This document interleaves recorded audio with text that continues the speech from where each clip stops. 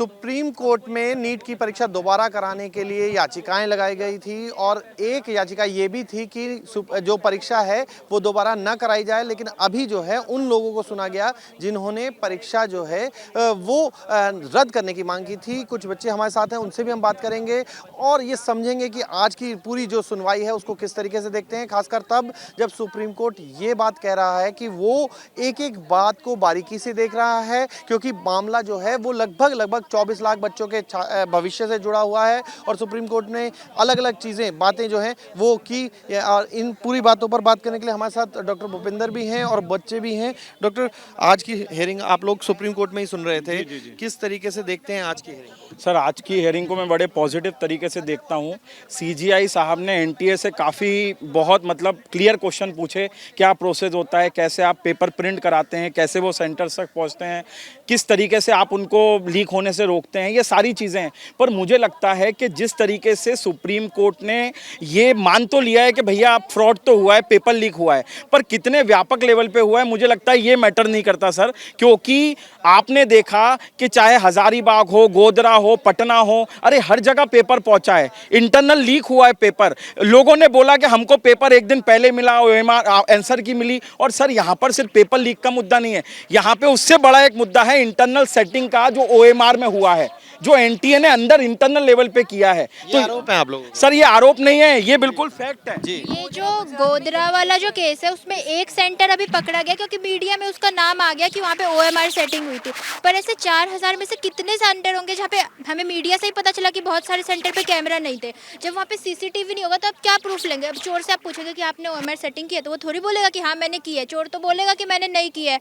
आपने जब कहाँ पे परीक्षा दी थी और कहाँ पर आपका कितना? मेरा सेंटर रोहिणी में पड़ा था, मेरे 623 मार्क्स से ये मेरा 3rd अटेम्प्ट था और इस बार मुझे पता मुझे कॉलेज मिल जाएगा। पर इन लोगों ने जो इतना बड़ा धांधली किया उस चक्कर में मुझे बीडीएस डेंटल में भी एडमिशन नहीं मिलेगा, एमबीबीएस तो दूर की बात है।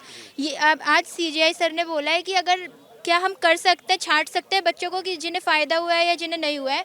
तो अगर साइबर क्राइम डिपार्टमेंट को इन्वॉल्व कर लेते, डाटा एनालाइज कर लेते तो भी वो थोड़ा बहुत काम हो पाएगा। पर अगर ऑफलाइन सेटिंग हुई है जहाँ पे सीसीटीवी नहीं है रूम में, जहाँ पे टीचर्स इन्वॉल्व है ओएमआर फिलिंग करने में, एक का नाम बड़ी मुश्किल से सामने आ पाया, अच्छे से चेक होगी तो क्या पता हर राज्य में 4, 5, 10, 20 सेंटर निकल जाए, तो वो पता लगा पाना थोड़ा मुश्किल है। इसीलिए रीनीट ही एक सॉल्यूशन हमें लग रहा है। आपका सेंटर कहाँ था? सर मेरा सेंटर यहीं पर था, गाजियाबाद के अंदर।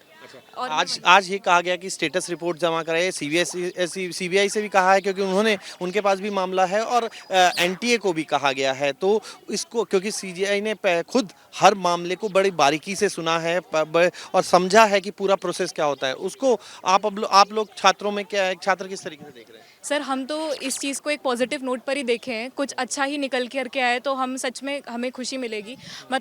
पिछली बार भी जब एक ही बार आज तक की पूरी हिस्ट्री में दोबारा से रीनीट हुआ है, वो 2015 का केस था। उसके अंदर भी 44 एक्यूज्ड लोग थे और उसमें सुप्रीम कोर्ट ने ये बोला था कि आगे भी अगर फ्यूचर में 0.001% का भी अगर कहीं पर फॉल्ट निकलता है तो हम दोबारा से स्ट्रिक्ट एक्शन लेकर के पेपर कंडक्ट करवा सकते हैं। तो सर अब मेरे हिसाब से हम और ज़्यादा टाइम वेस्ट ना किया जाए बस कोर्ट के द्वारा, क्योंकि हमारा समय बीतता जा रहा है, 2 महीने ऑलरेडी निकल गए हैं और काउंसलिंग का टाइम और पास आता जा रहा है। अब आगे चल के बात ये इस चीज़ से ना दब जाए कि 3 महीने हो गए तो अब हम कुछ नहीं कर सकते, अब आपका नहीं तो जो आगे का करिकुलम है वो डिले हो जाएगा। तो हमें बस जस्टिस सही समय पे मिल जाए, वरना उस जस्टिस का कोई फायदा नहीं रहेगा। लॉजिकल क्या होता है, देखिए ओएमआर में आपको समझना पड़ेगा, जो बार बार ओएमआर की धांधली बोली जा रही है वो क्या है। ये एनटीए की सैंपल ओएमआर है।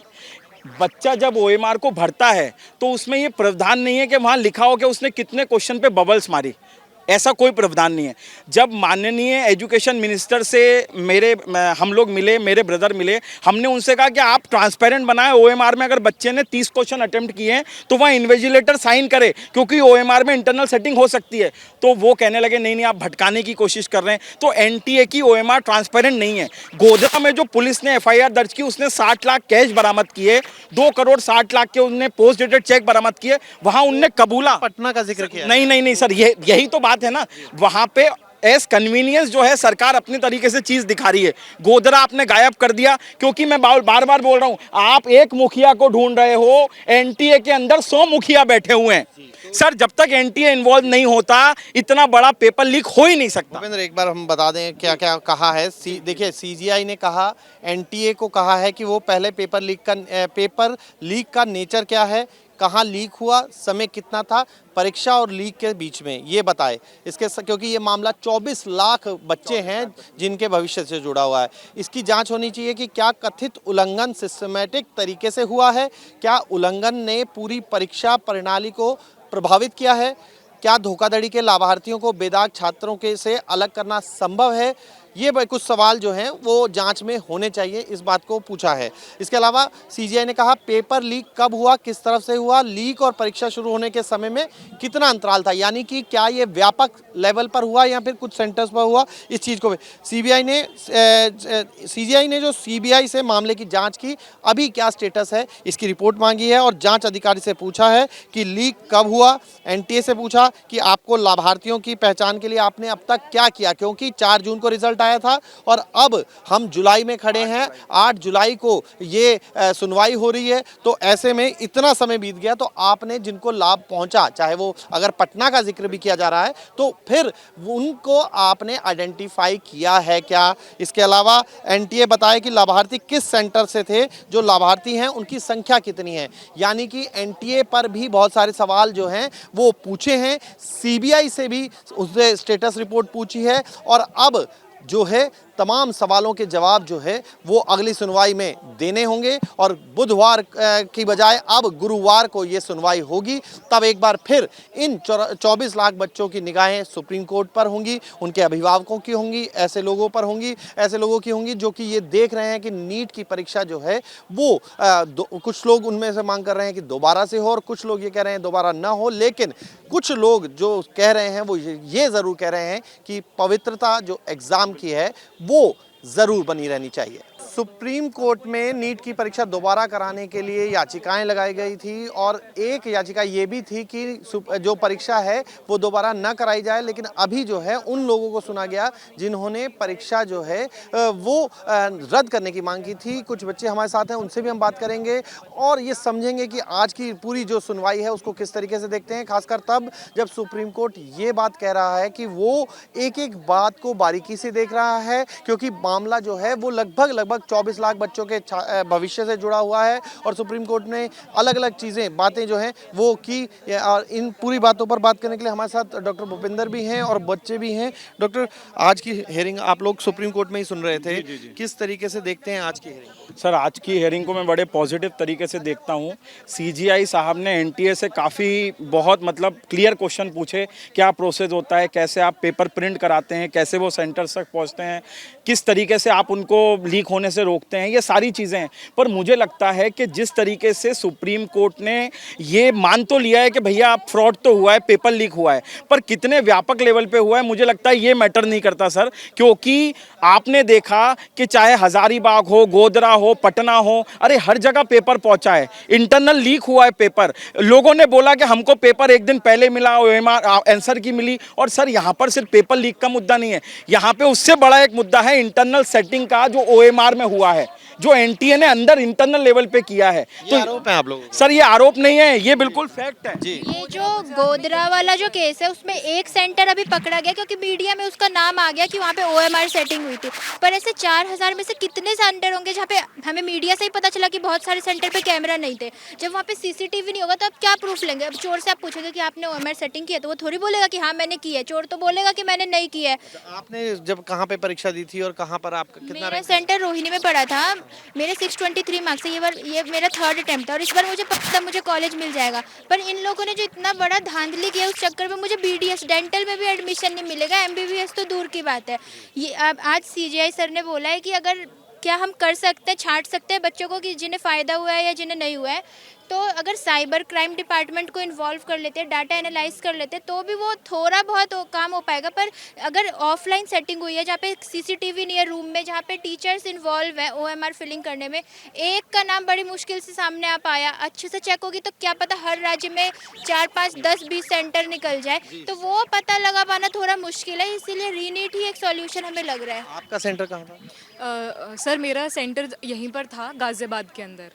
और आज ये कहा गया कि स्टेटस रिपोर्ट जमा कराए, सीबीआई से भी कहा है क्योंकि उनके पास भी मामला है, और एनटीए को भी कहा गया है। तो इसको क्योंकि सीबीआई ने खुद हर मामले को बड़ी बारीकी से सुना है और समझा है कि पूरा प्रोसेस क्या होता है, उसको आप लोग छात्रों में क्या छात्र किस तरीके से देख रहे हैं? सर हम तो इस चीज़ को एक पॉजिटिव नोट पर ही देखे हैं, कुछ अच्छा ही निकल करके आए तो हम सच में हमें खुशी मिलेगी। मतलब पिछली बार भी जब एक ही बार आज तक की पूरी हिस्ट्री में दोबारा से रीनीट हुआ है, वो 2015 का केस था। उसके अंदर भी 44 एक्यूज्ड लोग थे और उसमें सुप्रीम कोर्ट ने ये बोला था कि आगे भी अगर फ्यूचर में 0.001% का भी अगर कहीं पर फॉल्ट निकलता है तो हम दोबारा से स्ट्रिक्ट एक्शन लेकर के पेपर कंडक्ट करवा सकते हैं। तो सर अब मेरे हिसाब से हम और ज़्यादा टाइम वेस्ट ना किया जाए बस कोर्ट के द्वारा, क्योंकि हमारा समय बीतता जा रहा है, 2 महीने ऑलरेडी निकल गए हैं और काउंसलिंग का टाइम और पास आता जा रहा है। अब आगे चल के बात ये इस चीज़ से ना दब जाए कि 3 महीने हो गए तो अब हम कुछ नहीं कर सकते, अब आपका नहीं तो जो आगे का करिकुलम है वो डिले हो जाएगा। तो हमें बस जस्टिस सही समय पे मिल जाए, वरना उस जस्टिस का कोई फायदा नहीं रहेगा। लॉजिकल क्या होता है, देखिए ओएमआर में आपको समझना पड़ेगा, जो बार बार ओएमआर की धांधली बोली जा रही है वो क्या है। ये एनटीए की सैंपल ओएमआर है। बच्चा जब ओएमआर को भरता है तो उसमें ये प्रावधान नहीं है कि वहाँ लिखा हो कि उसने कितने क्वेश्चन पे बबल्स मारी, ऐसा कोई प्रावधान नहीं है। जब माननीय एजुकेशन मिनिस्टर से हम लोग मिले, मेरे ब्रदर मिले, हमने उनसे कहा कि आप ट्रांसपेरेंट बनाएं, ओएमआर में अगर बच्चे ने 30 क्वेश्चन अटेम्प्ट किए हैं तो वहाँ इन्विजिलेटर साइन करे, क्योंकि ओएमआर में इंटरनल सेटिंग हो सकती है। तो वो कहने लगे नहीं नहीं आप भटकाने की कोशिश कर रहे हैं। तो एनटीए की ओएमआर ट्रांसपेरेंट नहीं है। गोधरा में जो पुलिस ने एफआईआर दर्ज की उसने 60 लाख कैश बरामद किए, 2 करोड़ 60 लाख के उनने पोस्ट डेटेड चेक बरामद किए, वहाँ उनने कबूला। पटना का जिक्र किया नहीं सर, यही तो बात है ना।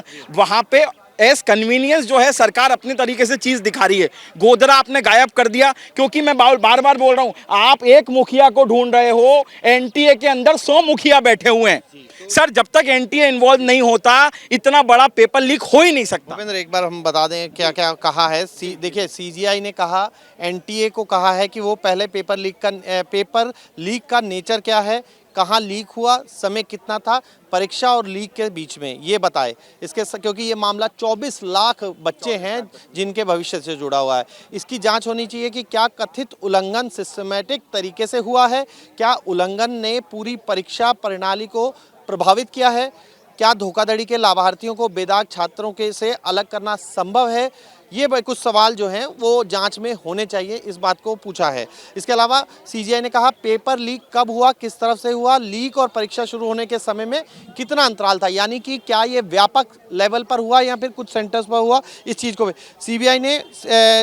सीजीआई ने जो सीबीआई से मामले की जाँच की, अभी क्या स्टेटस है इसकी रिपोर्ट मांगी है और जाँच अधिकारी से पूछा है कि लीक कब हुआ। एनटीए से पूछा कि आपको लाभार्थियों की पहचान के लिए आपने अब तक क्या किया, क्योंकि 4 जून को रिजल्ट आया था और अब हम जुलाई में खड़े हैं, 8 जुलाई को ये सुनवाई हो रही है। तो ऐसे में इतना समय बीत गया, तो आपने जिनको लाभ पहुंचा, चाहे वो अगर पटना का जिक्र भी किया जा रहा है, तो फिर उनको आपने आइडेंटिफाई किया है क्या। इसके अलावा एनटीए बताए कि लाभार्थी किस सेंटर से थे, जो लाभार्थी हैं उनकी संख्या कितनी है, यानी कि एनटीए पर भी बहुत सारे सवाल जो हैं वो पूछे हैं। सीबीआई से भी उसने स्टेटस रिपोर्ट पूछी है और अब जो है तमाम सवालों के जवाब जो है वो अगली सुनवाई में देने होंगे और बुधवार की बजाय अब गुरुवार को ये सुनवाई होगी।